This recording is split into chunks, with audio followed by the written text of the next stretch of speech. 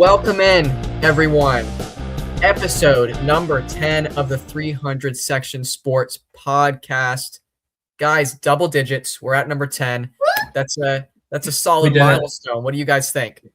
Wrap it. We did it. It's complete. Yes. Yes. So I am joined today, as always, by my co-hosts, Casey and Colin. Guys, how are we doing on this wonderful Monday night? I am swell. I'm ready for this episode to start. Yeah. I'm fantastic. I'm feeling as good as I can feel. That's good. That's good. How Colin, about you, Grady? How are you feeling? Oh, I feel like $1,000,000, as always. Guys, what's the drip we got going today? Colin, you were telling me about your drip. I went with the Colin Little X-Men 97 t-shirt. Season 2 is out, apparently. I haven't watched it yet, but, I love a good... Has Season 2 been out for a while now, or is this a new thing that just came out? I have no idea, but X-Men 97 Season 2 is out. I don't know when it came out. I think it may have been out for a while, because I think I watched the first season. I don't remember watching the second season. Maybe I did. I don't know. Casey, what drip do you got, bro? I am repping Myrtle Beach today. Oh yeah. But under this, my shirt is my old coaching shirt. We were called the Southern Rage. Very nice, very nice. Grady, I'm assuming you want us to ask what your drip is. Of course I do. Connor McDavid, bro. I got the Connor McDavid jersey on. I'm really happy because I moved out of my apartment and I'm back home right now, so I have access to all of my jerseys at the moment. So for the next probably, I don't know, 10 to 12 episodes, there will be a new jersey, and I'm very excited. I had access to my whole arsenal, and I still went with this T-shirt because the X-Men are awesome. That's right. All right. So yeah, good, quick little introduction for us, but just on the docket for today, guys, be talking mostly MLB because the trade deadline was at 3 p.m. today. We got some big trades to talk about, but before that, by the way. Oh, was it 6 p.m., not 3 p.m.? Must have been 3 p.m. Pacific. All right, yeah, but 6 p.m. Eastern. Anyways, Macklin Celebrini signed a record-breaking deal with the San Jose Sharks. So we're going to talk about that before, but then we'll talk about the MLB trade deadline. So pretty packed episode in terms of the MLB, the most baseball we ever talk about to this point. So that'll be fun. Before we get into our trivia for today, I do want to plug our Instagram at 300 Section Sports Podcast. Is the same as our YouTube, our Spotify, 300 Section Sports Podcast on Spotify. You might already be listening there. But yeah, other than that, anything? No, that's about all we plug. Guys, do you want to get into trivia for the week? Because we have a little bit of a mix-up that we're doing with trivia. We've decided we're altering the trivia. We used to do where we each rotate asking a question to each other, and the other two answer depending on the particular week. And so we rotate every 3 weeks, obviously. But I think we're going to switch things up a little bit. Casey, you want to do your trivia question one final time before we have now decided we're going to have a guest on every week just to ask the question.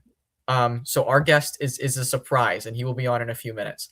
But for now, Casey, do you want to jump into your trivia question? Yes, sir. All right. So we didn't talk about this yet, but it's in relation to our random sports game pick, which is going to be the NFL Hall of Fame game between the Panthers and the Cardinals on Thursday. But my question is, which team has the most NFL Hall of Famers according to Pro Football Hall of Fame?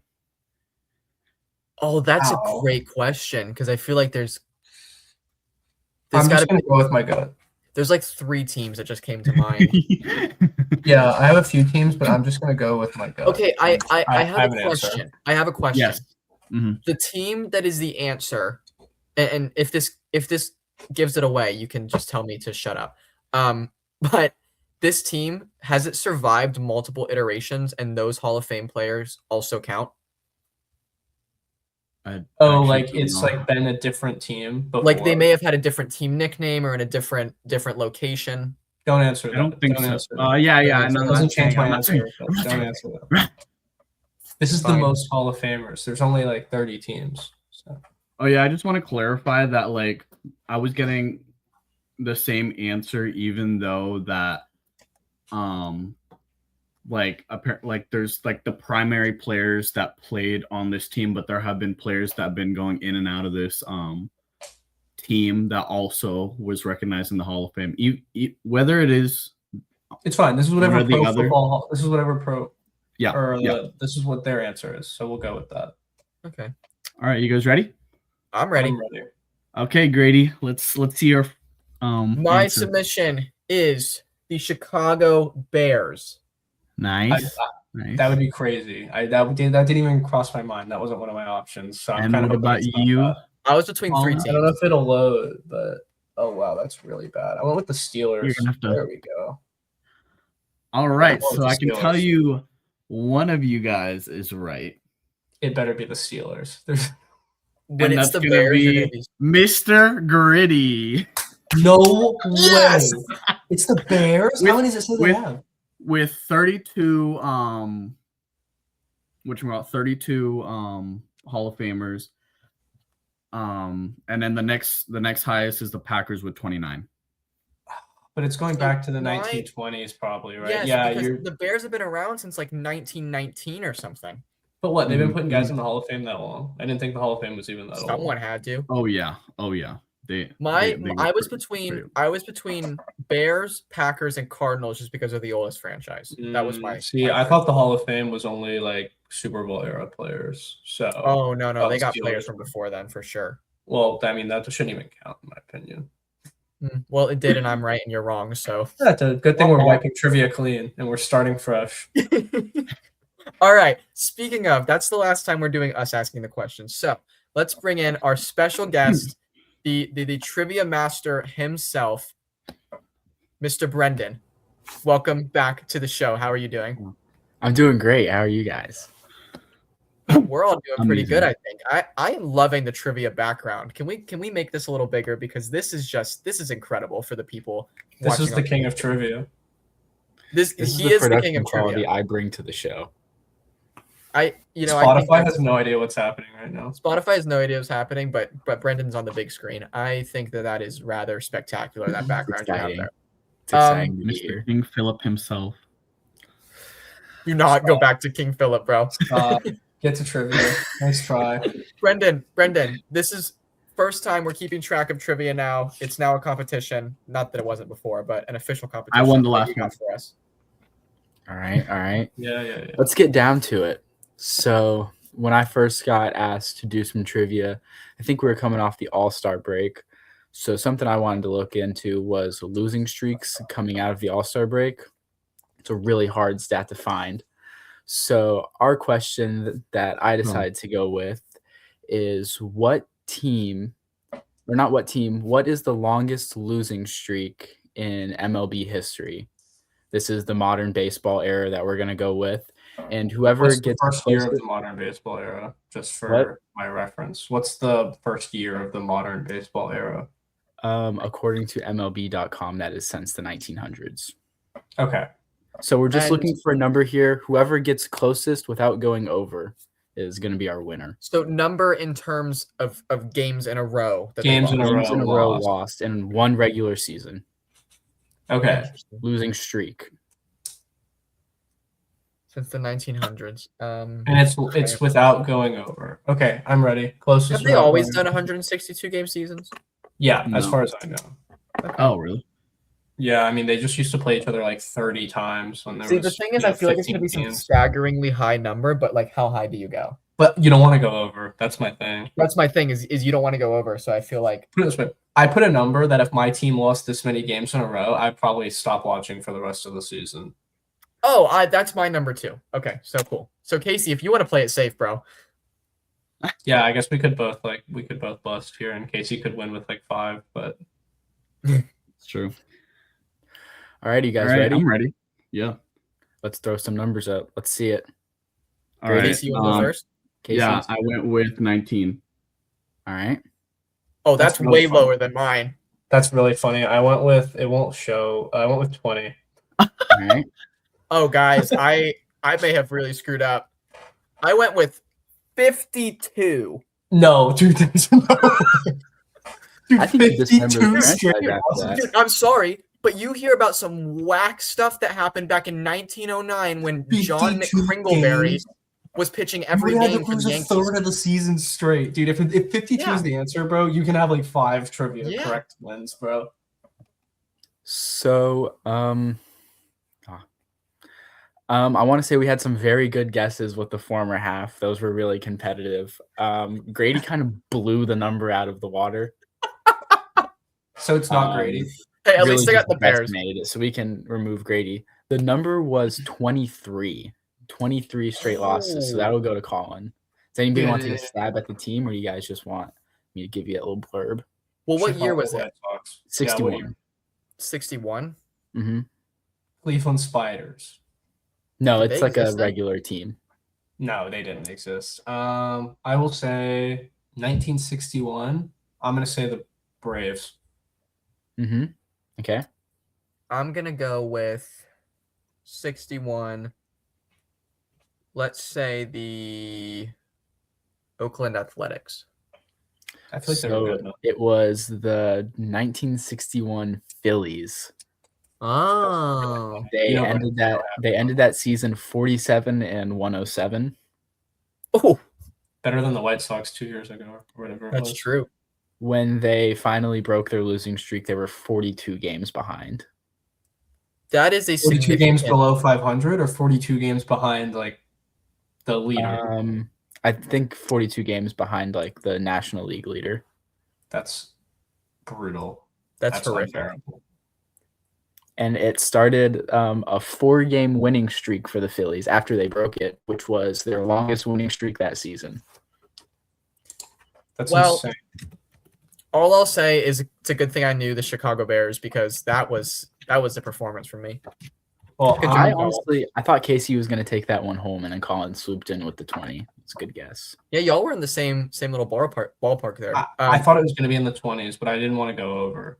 So I just felt like it was going to be significantly more. I for feel like Saturday, losing but- 23 straight baseball games though like is crazy. No, I know, but you always hear about the craziest stuff that happened in like 1912. You know what I mean? I decided to do the modern baseball era one just because the longest one was 26 games in 1889 by the Louisville Colonels. Browns. So I It's didn't. going to be one of those like feeder. That was teams. just like out of nowhere. Yeah. The All right. Louisville Well, Colonels. Brendan, thank you for joining us for trivia this week. We appreciate you being on. Colin, you are up 1 on the rest of us now for That's the trivia. first time I've actually gotten trivia right too. So I'm Hey, starting off. you thinking, got it I'm a right. new You man got it in the right new when it trivia. mattered. You got it right when it mattered. New trivia. I will be in the lab. I will be cooking up another trivia question for next episode, and I will Speaking of see you trivia. guys next week. Sounds great. Thank you again, Brendan, and we'll see you next week. All right, Colin, we are going to jump into Macklin Celebrini in the NHL, but before we get into that, we are going to take a quick break. So we'll be right back. All right, guys, we are back. I made a slight mistake. We're not going to be talking about Macklin Celebrini quite yet. We're going to do our pick of the week first, but before we get into that, Casey will not be able to join us for the remainder of the episode, so it's just going to be Colin and I for the duration now. So you ready to get into it, Colin? Our pick of the week is going to be the NFL Hall of Fame game is on Thursday from Canton, Ohio. Carolina Panthers at Arizona Cardinals. Colin, football's back. How are we feeling about that? I'm excited. For those of you who are followers of what I'm up to outside of the podcast, I just rebooted the fantasy football league I'm the commissioner of. So that was exciting. We got 11 of 12 members in, set our draft. So I'm ready. I'm in the mindset, getting my draft board ready. I'll be tuned in to the game, starting to see who's good and who's bad. Yeah. Pretty exciting stuff. I think all three of us, Casey included, are pretty ready for the NFL season to start. But obviously got to get through preseason and the Hall of Fame game first, maybe the most underwhelming game of the NFL season. But it'll be played regardless. There will be no starters for the Panthers or Cardinals likely. So we're just going to pick it at random, I suppose. Colin, who are you taking in this game? I think that the Panthers are the better football team, so I'm going to assume that they have invested more in their depth, and that will lead the Panthers to a great victory today. or Thursday. Thursday. But yeah, I'm gonna pick the Cardinals. They are a crap organization. However, I don't want to pick the Panthers because I'm a Bucks fan and I'm not a fan of the Panthers. So Arizona Cardinals will win the Hall of Fame game. Those Cardinals backups could be starters by the start of the year. They got something to prove. Dude, are we gonna get to see Carson Beck live in action? I won't be watching. I changed my mind. No, because Brissett is still holding out, isn't he? So he's probably No, Brissett signed a deal. Oh, did he? Yeah, not an extension, but a pay bump. Well, that tells you how much that moved the needle on for me. That's how tuned in I was. Right, exactly. All right, yeah. Pick of the week: Panthers, Cardinals. Colin has the Panthers. I have the Cardinals. We shall see. All right, now we will talk about the NHL very briefly, but because we got some big news this past week.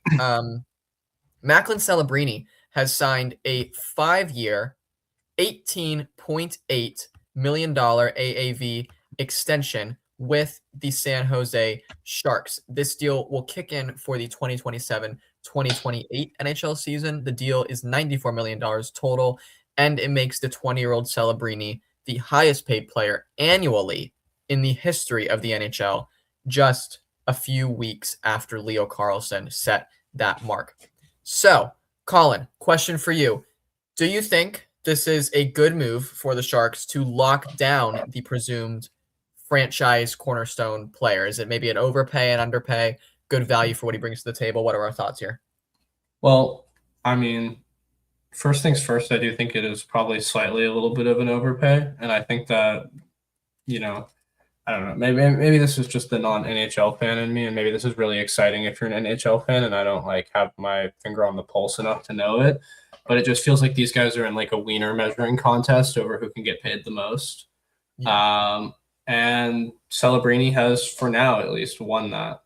Now, that being said, do I think he's worth a massive extension? Yes, I do. So I think this is the franchise guy. I think this is probably right now the most talented and most productive of the 3 big contracts we've seen given out. I think this guy's actually the best player of those 3. So 100%. Obviously, I think this is a great signing to keep him. But it is a little tiresome to see these guys say, well, look, my contract is bigger. No, look, my contract is bigger. Just obviously not exactly what they're doing, but that's how it feels as a bystander. But it's good content. I guess we get to talk about it every week at this rate.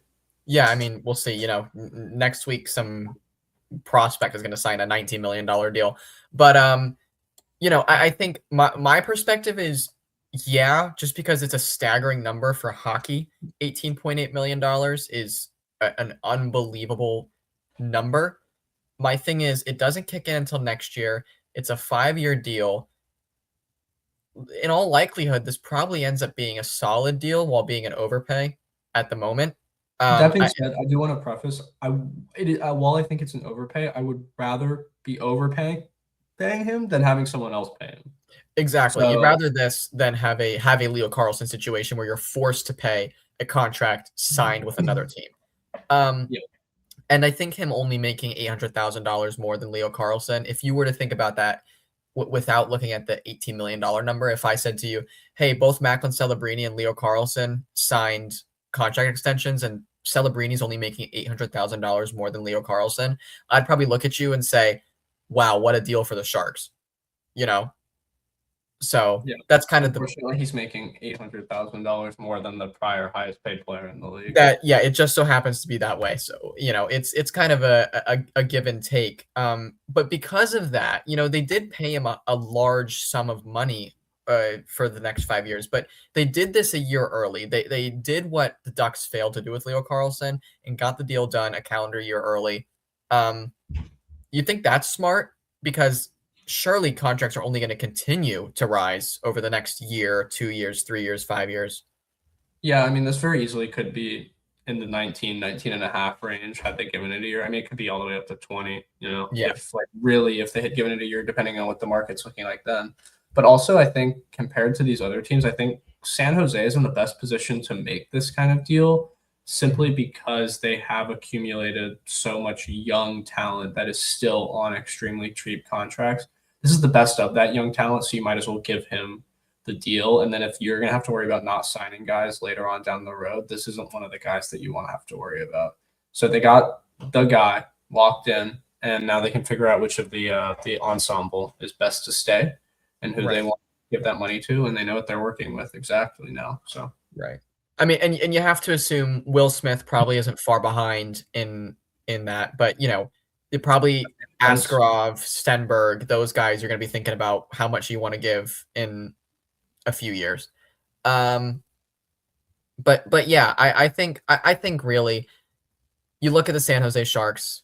That team is all about Macklin Celebrini. He's in his 19-year-old season, 120 plus point player, got Hart Trophy votes. The only players statistically better than him offensively in the NHL were Nikita Kucherov, Connor McDavid, and Nathan McKinnon.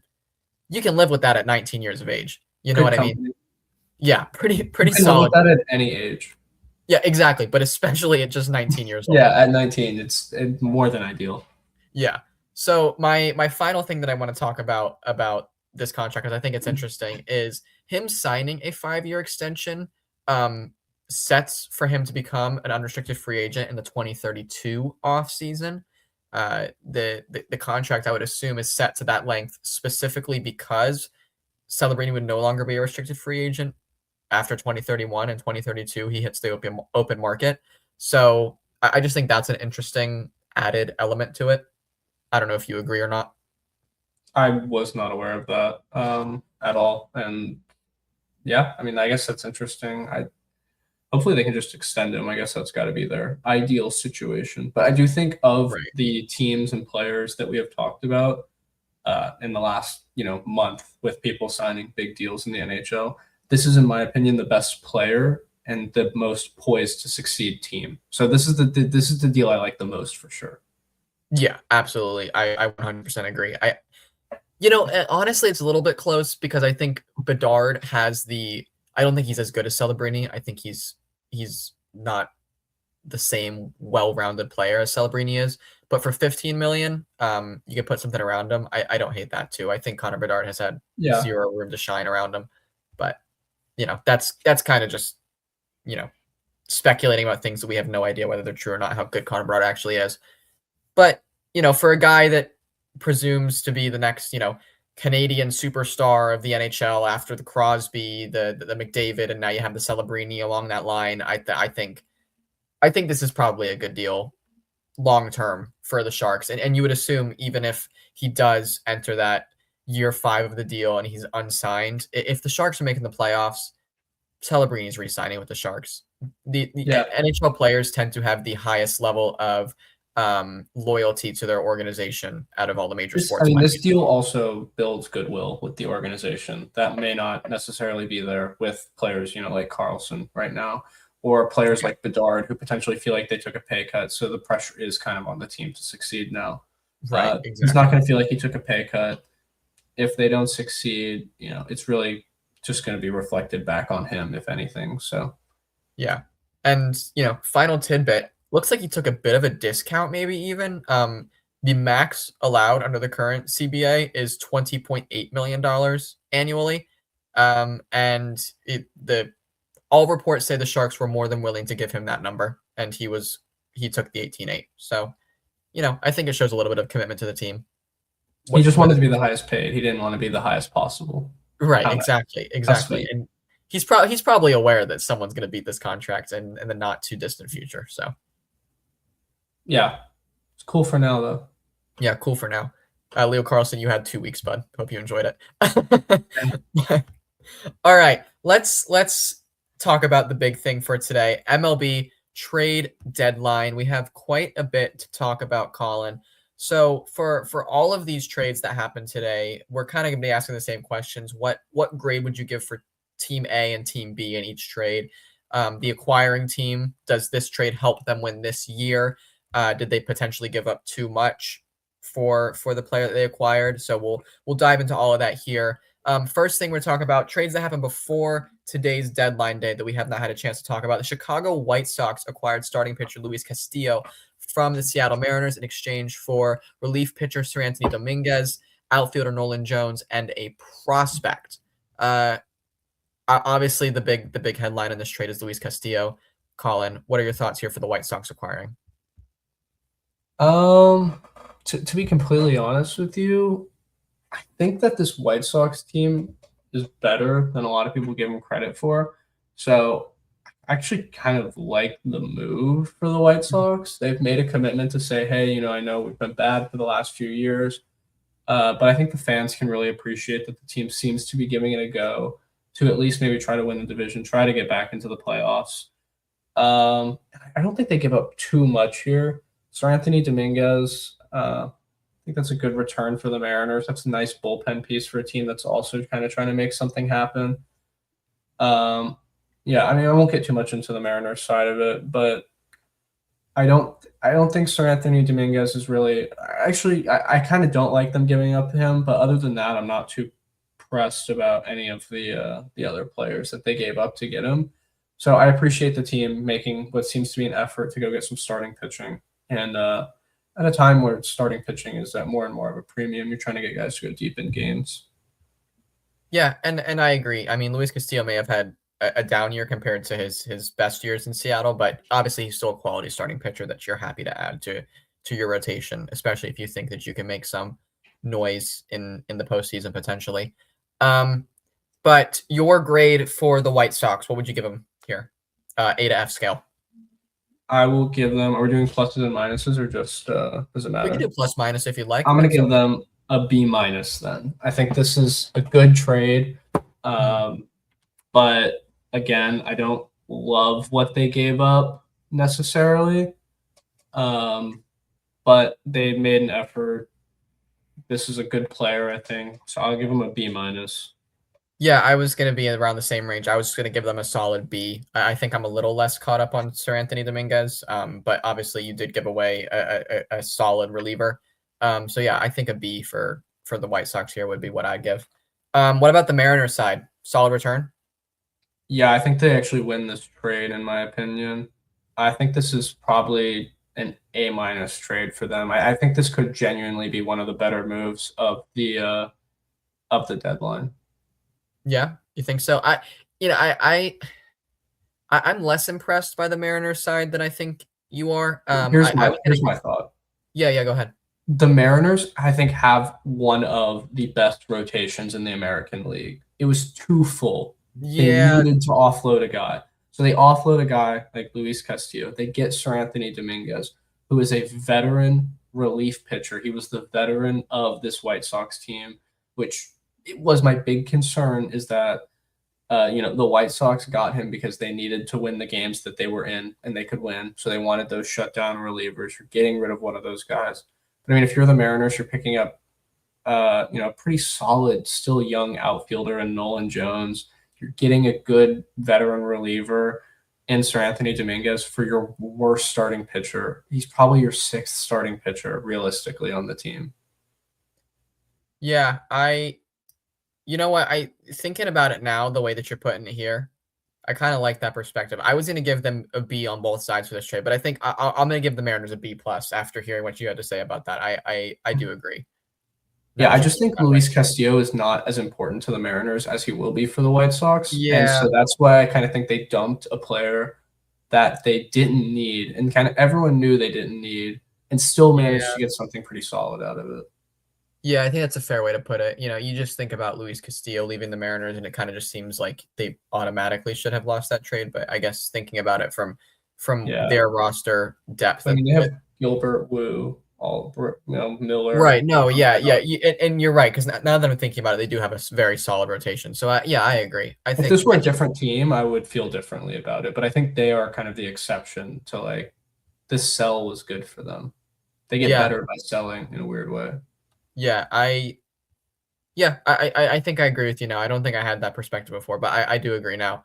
All right, the big one, Colin. And I'm kind of it's kind of unfortunate we don't have Casey on for this part because I would love to hear his thoughts because you and I have sort of heard his thoughts over text message only. Yeah. I don't know if you had a chance to talk to him otherwise about it, but no, I haven't talked to him otherwise. Yeah. So then we'll talk about it, you and I. The Los Angeles Dodgers have acquired starting pitcher Tarek Skubal, 2-time Cy Young winner, Tarek Skubal from the Detroit Tigers in exchange for 3 prospects highlighted by outfielder Zaire Hope. So obviously, let's talk about the Dodgers side of this first, Colin, because I think this trade has many implications for the Dodgers and potentially the MLB as a whole. So yeah, Dodgers thoughts here? This is a home run. This is the trade of the deadline. It's not particularly close in my opinion. Yeah, I mean this is great, even if it is a half-year rental of Tarek Skubal. This is an amazing move. You're getting a Cy Young level pitcher to pitch in potentially the best starting rotation in the league already. I wouldn't He's even say gonna slot potentially. right. I think they are. Yeah, well, I mean, if they're all healthy, that's their only That's big true. Yeah, excuse that yeah, they're not. that's true. But I mean, Tarek Skubal has already said he's willing to be a cog in the machine. He's excited to get to work. He's excited to see how the rest of the Dodgers do it. What makes them so good at winning? This was his preferred destination, apparently. So, yeah, I mean, It's everyone's preferred destination. They win. I mean, some people want to go to the Yankees, but that's true. Some players aren't good enough for this to be their preferred destination. That's a good point. But he is, and I think the return is minimal. I think a lot of other teams could have given up this prospect return and got Tarek Skubal. So at a certain point, you got to stop blaming the Dodgers and start blaming everyone else. Right. I mean, you're talking about arguably the single best pitcher in baseball over the past several seasons getting traded He's for the best lefty pitcher in baseball right now. Like, starter. Oh yeah, yeah. It's not even close. Yeah, it's not even close. Yeah, 100% not even close. And so yeah, I agree. Home run for the Dodgers here. Hopefully he's not giving up too many of them. But yeah, on the Tigers side, we could talk about or before we do that, I'm giving an A+ for the Dodgers. This is an A+. Okay, cool. I'm glad. And this means if they weren't already the favorite to win the World Series, then they are now, and if they were, they're even more. Right, exactly. I 100% agree. A+, not even a second thought about it. Yeah. On the Tigers side, you feel like maybe they just kind of gave in for nothing, really? I think the Tigers. It just feels like the Tigers realized that this team could no longer make the run. This wasn't a winning team, and so they kind of cut bait on Skubal. I think the relationship there was slightly severed. It must have been, because it seems like they cut bait. They chose not to even attempt to re-sign him. Now, if he had walked and signed with the Dodgers in the offseason, people would be complaining that they did what the Angels did and got nothing back for Ohtani. So, right. I guess we'll never know if he would have re-signed with the Tigers, but if they had the feeling that he wouldn't, I guess this was their best case, was get something. I'm just surprised that this is the something that they could get. I feel like surely someone had a better offer for them, but if this is what they wanted, then good for them. Yeah, I mean, I don't think this is. Maybe it's what they wanted. I think they got fleeced, but I mean, maybe they know something I don't. For a 2-time Cy Young winner, I mean, he won it last year. You know what? I'm giving them an F. That's my opinion. I like Zaire Hope. I think he's good. I will give them a D. D. Yeah. So I think we both agree on who won this trade, though. Yeah. Oh, the Tigers got fleeced here, but I will say at least Zaire Hope is good. But again, he's not Tarek Skubal, and his ceiling is not as good as Tarek Skubal is right now. Yeah. Little sidebar conversation, I think, and I'm not going to do this about the other trades, but just this one, because I think it's interesting. I don't think this is necessarily the Dodgers' fault, because yes, anybody could have traded for Tarek Skubal, and yes, anybody could have offered this in return for Tarek Skubal. All 29 other teams in the majors had this type of return at their disposal, should they choose. Do you think this leads us closer to a lockout, though, next year? Oh, yeah, we're having a lockout, but okay. It's not like this trade will be looked at as like the straw that broke the camel's back, I think. And I've seen a lot of people complaining about the Dodgers because of this trade. But I mean, again, I think the highest prospect given up was the 5th prospect in the Dodgers organization. And genuinely, any team, we saw very comparable returns for lesser players. Yeah. So I don't know. Yeah, I don't know how no other team, the Rays could have provided this offer, and I would have been running home happy. Shit, But the literally Rockies, any team the in the league Rockies could could have made this offer. The Rockies could have made this offer, and it wouldn't have been like obviously the Rockies aren't trading for Tarek Skubal, but like they could have provided comparable returns. Every team we're going to talk about today that acquired could have given up what they gave up. Yeah, and exactly. they did end up giving up a comparable level of cumulative prospects.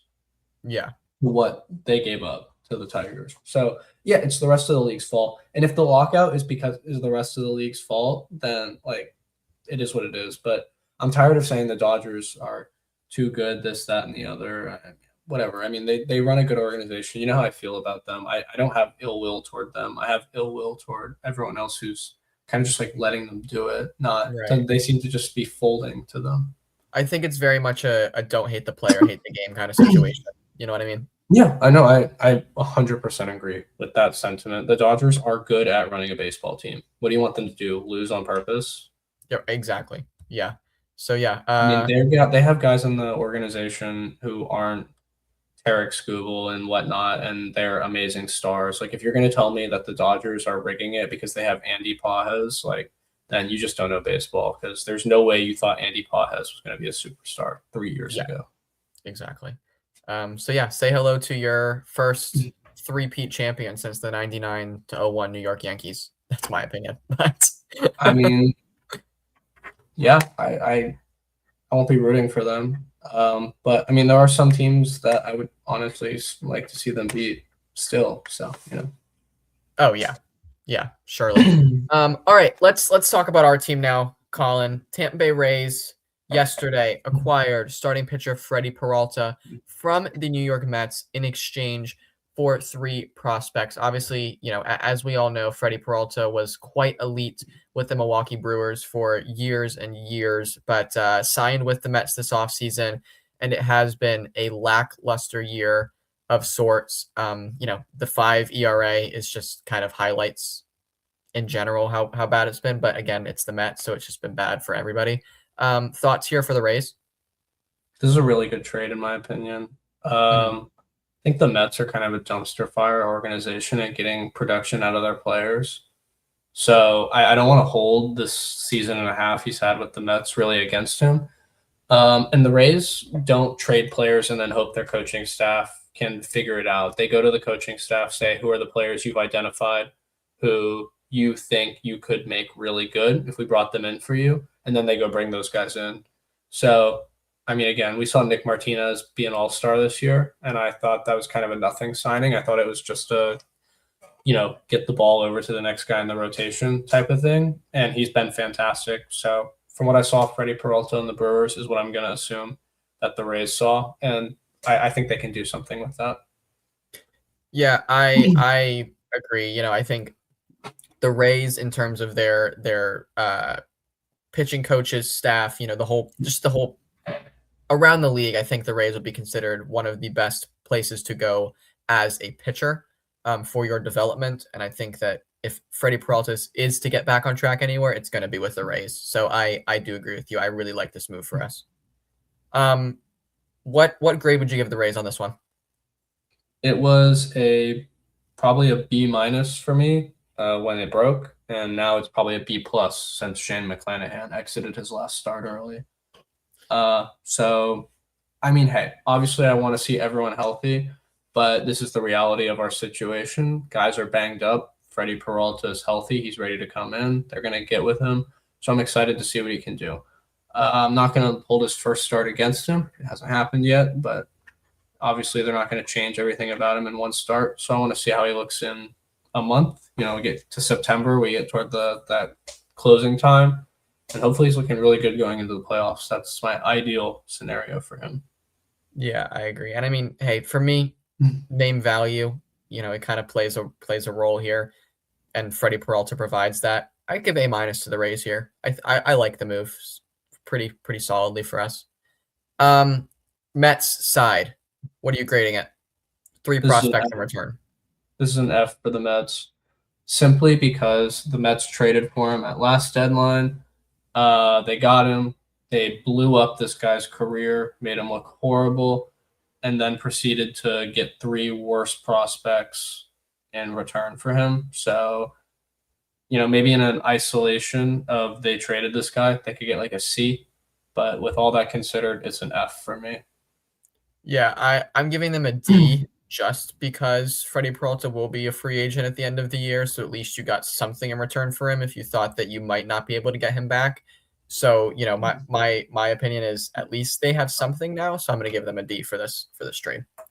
They'll just end up trading it for another guy who will be terrible for them probably. Yeah, you're probably right. That's the worst part. Yeah. All right, let's move on to this one may or may not have happened today. I know our next one happened. I think this one happened the day before the trade deadline yesterday on Sunday. The New York Yankees have acquired infielder Luis Garcia Jr. from the Washington Nationals in exchange for 4 pitchers. Yankees side of this, what do we think?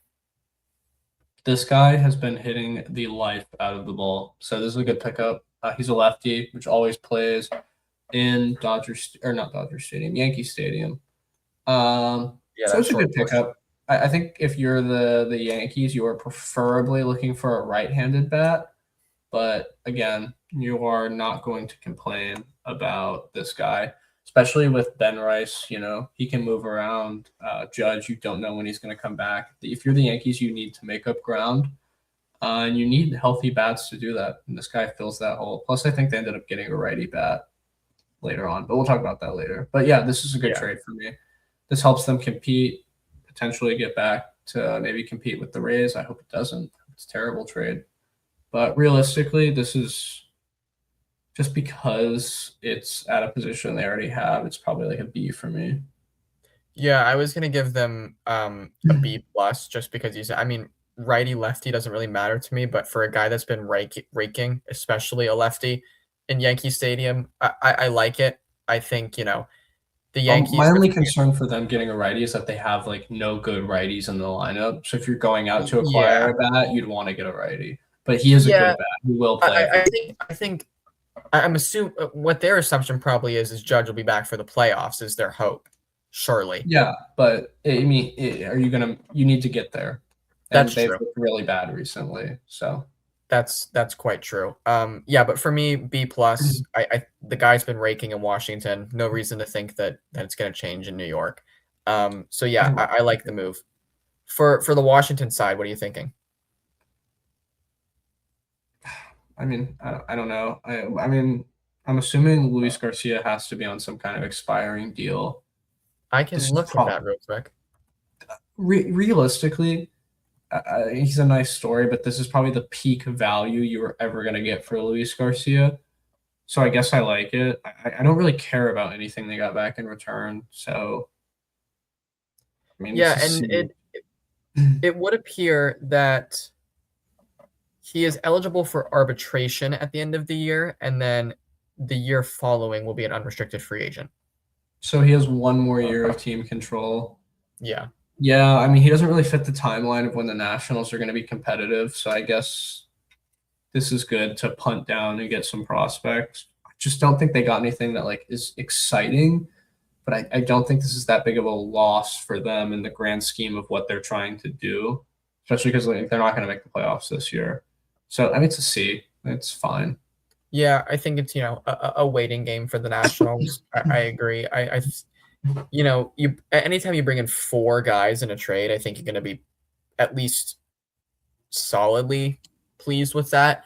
And so I think, like you said, trying to fit the timeline of what the Nationals are trying to do, Luis Garcia might not have exactly fit that. So I'm going to give them a B minus here for a decent return of several players. I don't think that's crazy. Yeah. All right, let's go ahead and actually jump now to the trade deadline moves. We have quite a few to get through. The Chicago Cubs kicked it off this morning when they acquired Kevin Gausman from the Toronto Blue Jays in exchange for 2 prospects. Cubs side here. Colin, what are your thoughts? This is a great trade for them. Mm-hmm. We're talking about a guy who was in Cy Young talks a few years ago. And realistically, 2 prospects is not much. This is a team that really suffered in the pitching department last year, didn't go out and get it, failed to win the World Series. So I think they're addressing the needs that have been seen for this team. And Yeah, I think the Blue Jays have been banged up. They haven't been good, and that defensively, they haven't been great. So I think the Cubs are a much better defensive team with Dansby Swanson playing, in the infield there behind him. So I like this. I like what I'm seeing. Yeah, I agree. I mean, this is an A trade for me. I think for the Yeah, Cubs. this is an A. I think this is probably an A. Yeah, you've only given up 2 prospects to acquire a guy that's going to fit right into your starting rotation. I very much like that move for the Cubs. For the Blue Jays side, Colin, I want your thoughts here, just because I think it's interesting. Not only the that they're selling, but then the context of the moves that they made following this trade is just a little interesting to me. I think the Blue Jays are without a doubt the most confusing team about this deadline. I almost said like the biggest loser of this deadline, but I don't think they are actually. But I do think that they had the most confusing deadline, and I'll wait till we get to other trades to really get into that. But I agree in the context of the grand scheme of what we saw today. This move makes sense for the Blue Jays, but is confusing given what they did the rest of the day. Yeah, I agree. And for them here, I just given the context of everything they did following, I think this is maybe for me at best a D+, giving away Kevin Gausman for the return. That's my opinion. I mean, he's been horrible for them. They're not doing anything this year. He's probably not re-signing with them because of how bad they've been this year and how, he's going to want to turn his career around somewhere. So that's true. Yeah, I don't think he had like crazy value. A lot of the other starting pitchers we talked about prior to this, I think I would have rather had. And we're going to talk about starting pitchers after this that I also would have rather had. Yeah, I mean, this is another one where I'm just like, it's a C. They did what they had to do. Yeah, and it doesn't blow me away, but I'm not faulting them for it. So I'll give it a C. Yeah. All right, let's jump to the next trade. Also happens to be Toronto Blue Jays, and this is the part where it gets a little bit confusing. The Blue Jays acquired starting pitcher Jose Soriano from the Los Angeles Angels in exchange for 3 prospects. So, we just talked about Gausman bringing in Soriano, kind of, I don't want to say in exchange because it's 2 separate deals, but you're kind of replacing Gausman with Soriano. What are your thoughts here with this? This trade makes no sense to me. Jose Soriano must have some type of team control because, again, I think he's a good player. I will do research really quickly. But, I mean, he's going to be better than Gausman was just because he was pitching better than Gausman with the Angels, and they're a horrible team. But, I mean, there were reports midday today that the Blue Jays were shopping Jose Soriano to other teams. Why'd you trade for him if you're just going to send him to another team? Just let the Angels do that. Well, I'll tell you why possibly. Soriano is under team control for the next 3 years. He is eligible for arbitration before becoming an unrestricted free agent in 2029. Okay, so, that's the upside. He's under team control. So if you're a team that thinks you're good, I guess you're holding on to because you'll have him next year. So I don't hate it, but I don't understand trading for a guy who you're immediately listening for offers on. But maybe they weren't seriously listening. They just wanted to hear something blow them away. Right. I guess the team, they're trying to get younger, try to make a run back at it again next year. So I don't hate it, but I'm just confused, I guess. They're selling and buying in the same deadline. That's what I mean. That's the confusing part about it. But in terms of, Jose Soriano, obviously he started the year off very well with the Angels, and he's kind of tailed off a little bit, but he's good. And so I think for that reason, I like the Blue Jays acquiring Soriano. It's just the overall context of everything that confuses me. So yeah. And maybe in a year or two, we will feel like this was a great move. That's the thing. Right. They can be really good next year. But given the uncertainty right now, I think at best I'm giving them a C+ for this. What are your thoughts? I would give him a B just because I think Jose Soriano, at his peak, is a Cy Young winner. We've seen that. His best season put all together can be a Cy Young winner. Unfortunately, he could also just be another Kevin Gausman. So I'll give it a B-, maybe a C+. It's somewhere right there. I'm not blown away by this. I'm really confused by it. But I like the player. I just kind of don't like the team getting him. Yeah, I I agree. Angels side, obviously, we brushed over them quick. They're selling. We knew they were going to be sellers. We knew Soriano was probably going to be on the move. You get 3 prospects in return. Don't hate it. I'll give them a B- for it. Yeah, this potentially could be, again, we got half a season of Cy Young, Jose Soriano. He could genuinely be the player we've seen since then and not be that good. So I think they sold him at the potential peak of what he's going to be. And even if he only gets better, the Angels weren't. So, it is what it is. They got 3 prospects. It's probably a B. It's what you had to do, but potentially a good sell high. Yeah, I agree. All right, guys, we have a handful of trades remaining to talk about, but we're going to take a quick break before we talk about the last few. All right, guys, we are back and we have a complete podcast yet again. Casey has joined us for the remainder of the episode. We are glad to see you back. All right, Casey, I'm gonna kick this one over to you first. Get you rolling. Get you warmed up. Philadelphia Phillies have acquired second baseman Luis Arias from the San Francisco Giants in exchange for 2 prospects. So, Casey, thoughts for the Phillies here? Does this make sense? Good move. Yeah, I think it makes sense. Even with my hatred towards the Phillies, I think as a team they haven't been hitting at what they want to be, and with Arias hitting over 300 right now, and starting off this Phillies lineup that is known to hit like bombs from any part of the lineup. I think it'll be really good for them. But what they gave for him, I don't know. It could be good. I don't really know the prospects that they're giving away, but I think the Phillies got the better end of the trade here. Oh, sure. I mean, we're talking about a multi-time batting champ. So yeah, I think so. Grade, we're doing A to F scale plus and minuses if you'd like. Oh, right. Okay, so I'm gonna give the Phillies an A on this one, and the Giants a C. That might be a little too high, but they could be cooking up something. I'm giving them the benefit of the doubt, so I'll give them a C. I mean, hey, the Giants are clearly sellers, so maybe a C is not too terrible. Colin, what are your thoughts on this trade? I mean, Luis Arias is going on his 3rd consecutive year of having more walks than strikeouts. So that really says everything you need to know about this guy, I think. Like Casey said, this Phillies team hits bombs, but they are not great at doing anything other than really hitting bombs. So I think he gives them a good mix in the lineup. My big concern for them is that it's going to completely alter their defensive outlook. Bryce Harper is supposed to go back to right field, which he hasn't done in a few years now. So it will be interesting to see how Bryce Harper does in right field. That being said, I'm going to give the Phillies – I mean, the Phillies for this trade are an A, but the Phillies on the day are probably like a B- just because they didn't do much else. I think they had a lot of work to do with how the team's been looking. Very dysfunctional right now. Bryce Harper called out management. Management called out Bryce Harper. So they have problems. This is like a Band-Aid on it. I like the player. And for the Giants, it's another C for me. They did what they had to do. He wasn't going to stay. He was a rental, clearly. So, yeah, ship him out. Get 2 prospects. It is what it is. It's a C.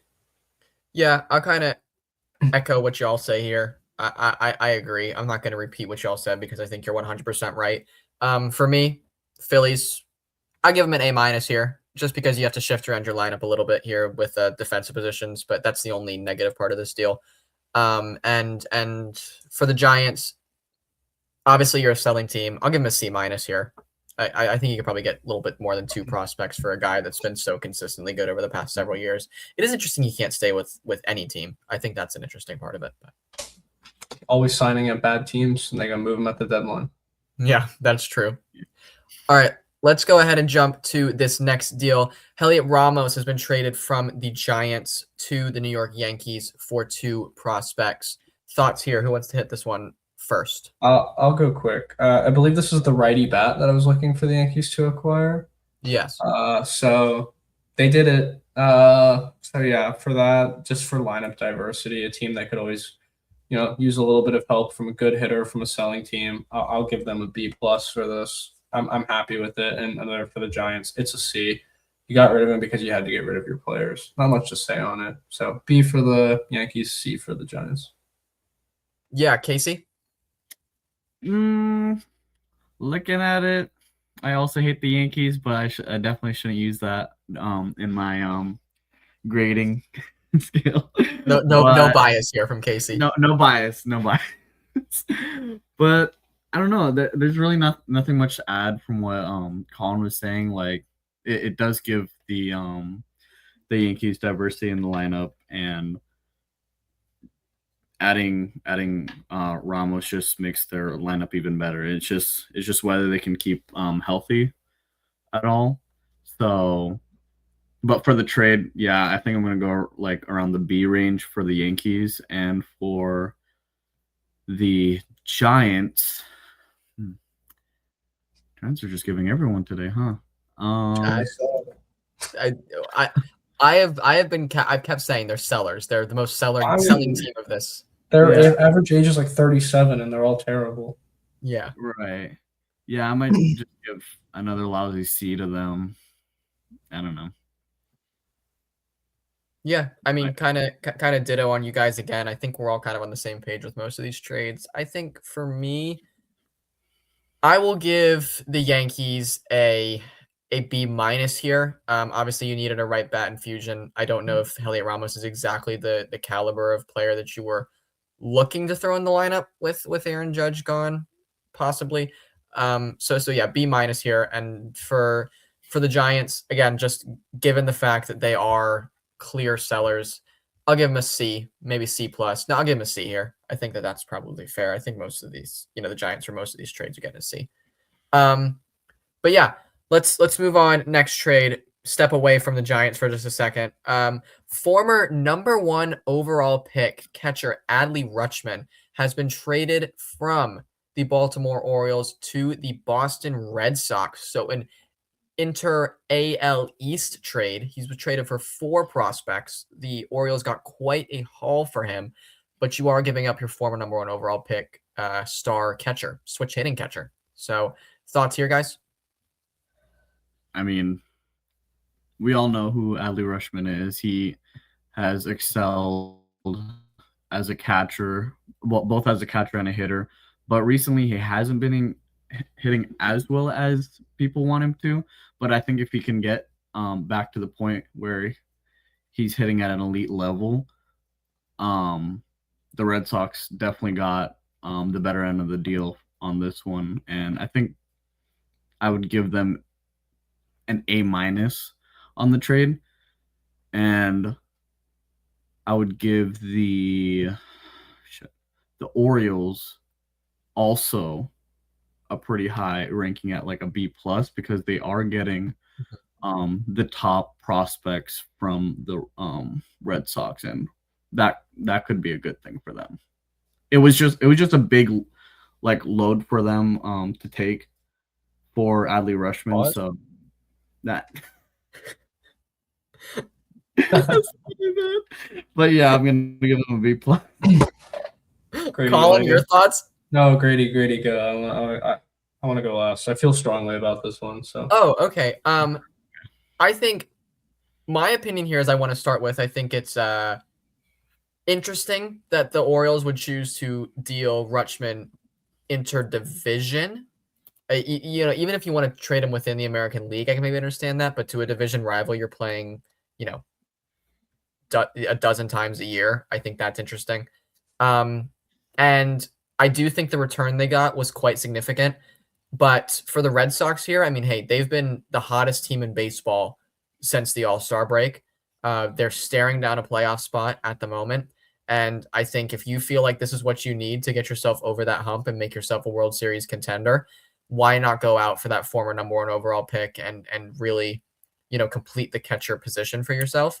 So yeah, I like it for the Red Sox. Maybe this helps revive Adley Rutschman a little bit, because he's been a tad lackluster to what he had been in years past. So for the Red Sox, I'll give him an A here. And then for the Orioles, I like the return they got. My only knock is that they traded him inside division, so I'll give him a B. Colin? Okay.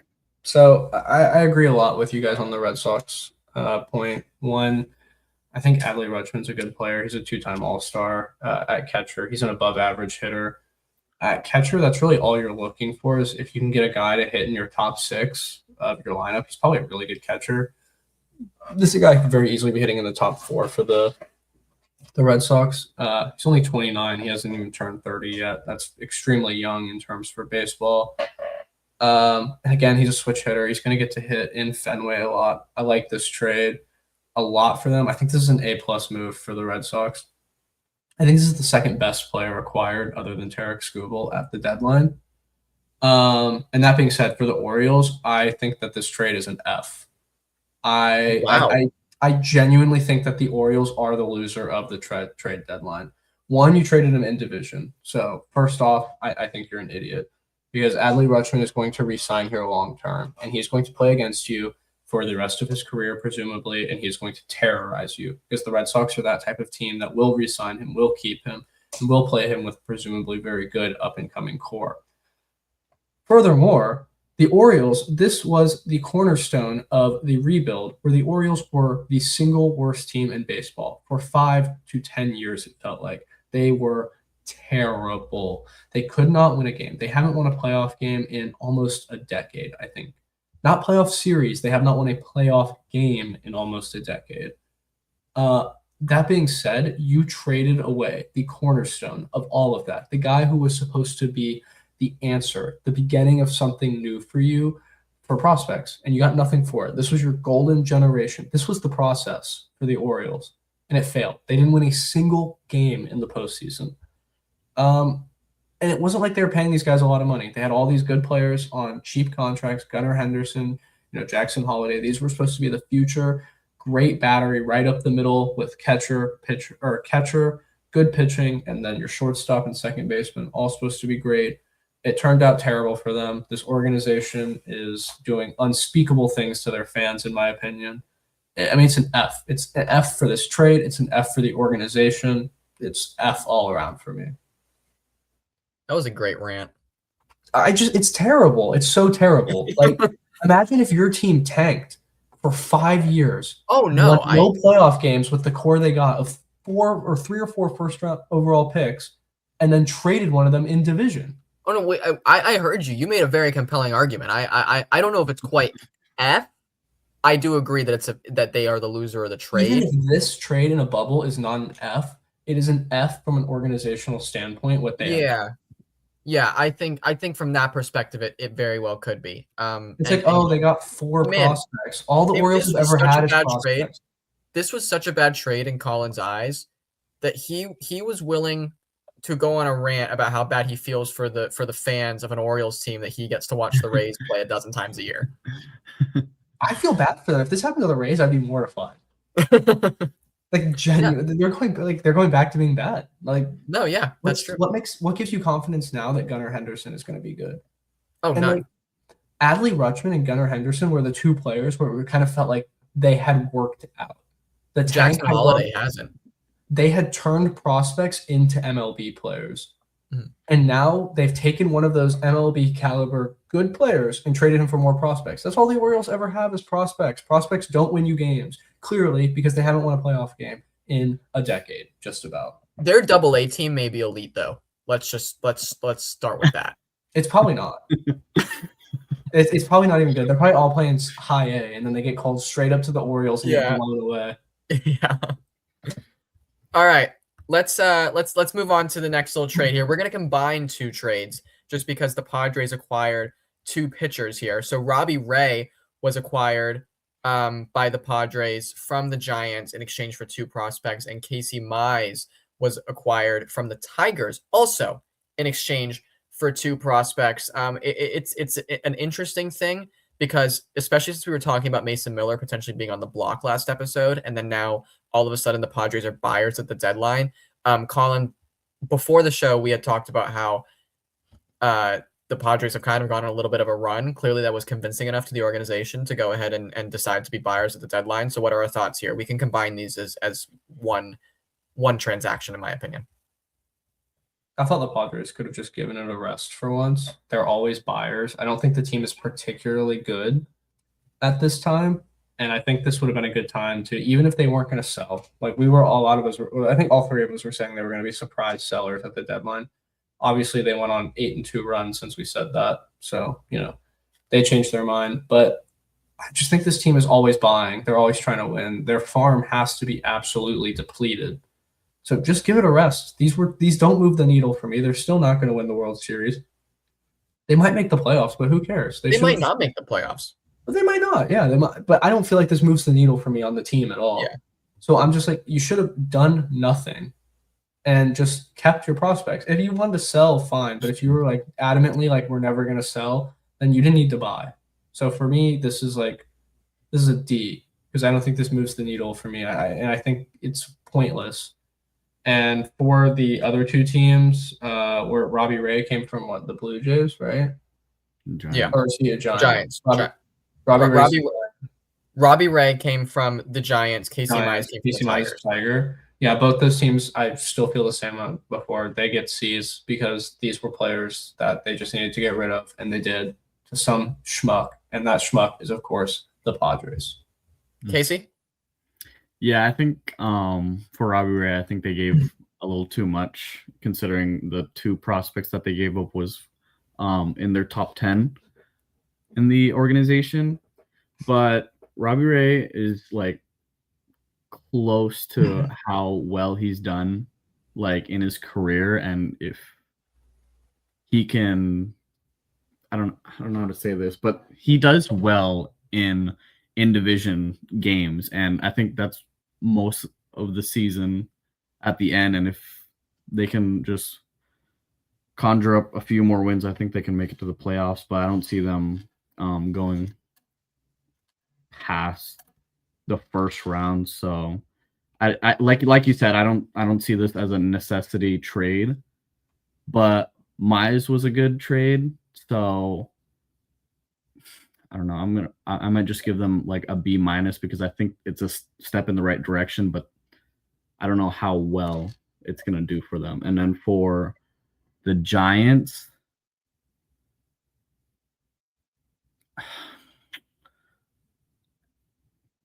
I think it's another step in the right direction for them because they're getting great prospects.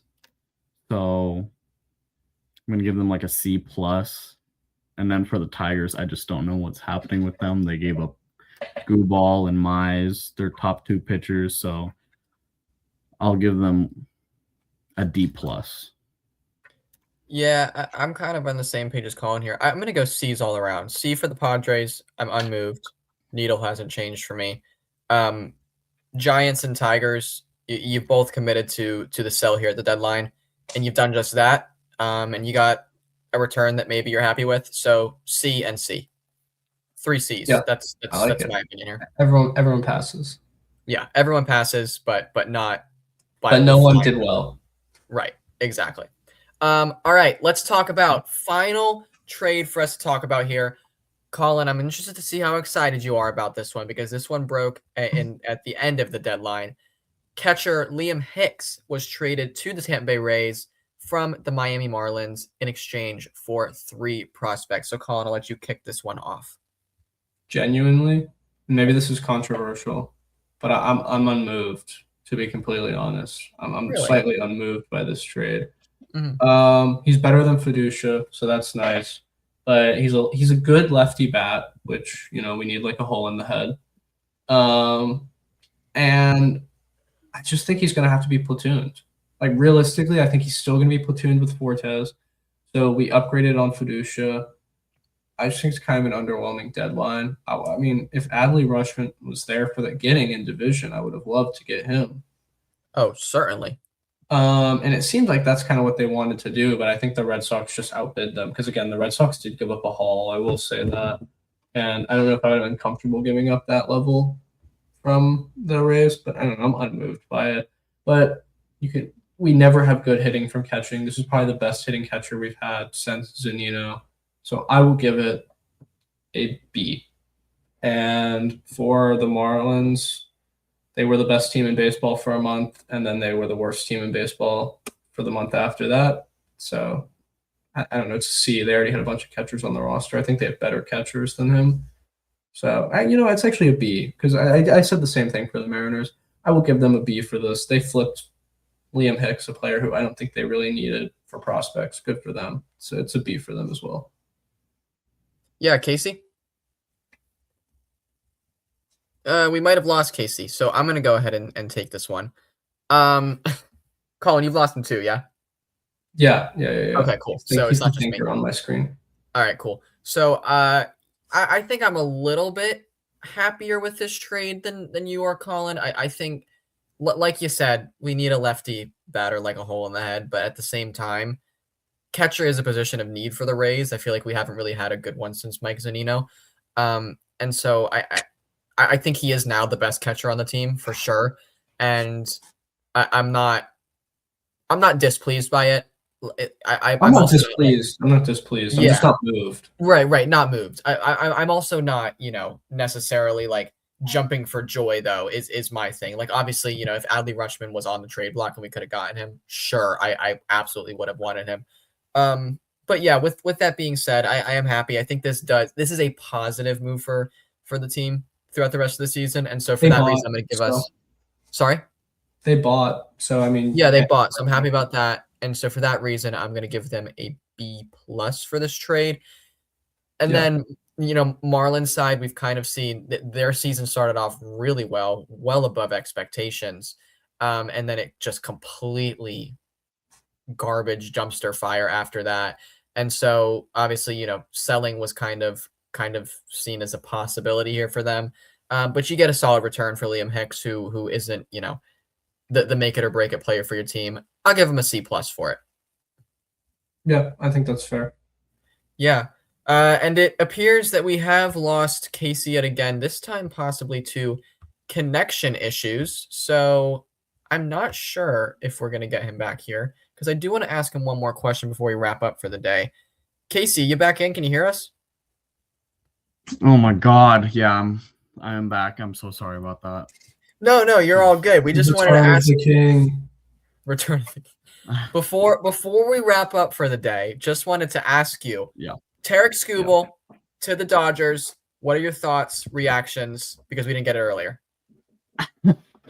Maybe my initial reaction might have upset y'all, but I was just like, why? But that was like a clear instant reaction. And I'm like, wait a minute. This could actually help considering how injury prone these Dodger pitchers are, and that just really upsets me. But if Tariq Skubal can stay healthy, that is a sub 3 pitch right there, top in the league still, and I would give the Dodgers an A on this one. And for the Colin and I both agreed A+, not even close. Yeah, Casey hasn't been giving pluses and minuses, to be fair. Oh, have you not been giving plus minuses? Oh, I haven't even noticed. Been giving the letter. So an A is Casey's high. That's as high as an A and an A+ in the if I could in give college an is still a 4.0 for this deal, I would. That's my opinion. But see, Casey's on the right mindset. They're getting a 4.0 GPA either way. That's true. Exactly. On that. 4.0 GPA and well, not 4 PD because we're not having baseball in 2027 because of y'all. No, not because of y'all. We also had that discussion, but.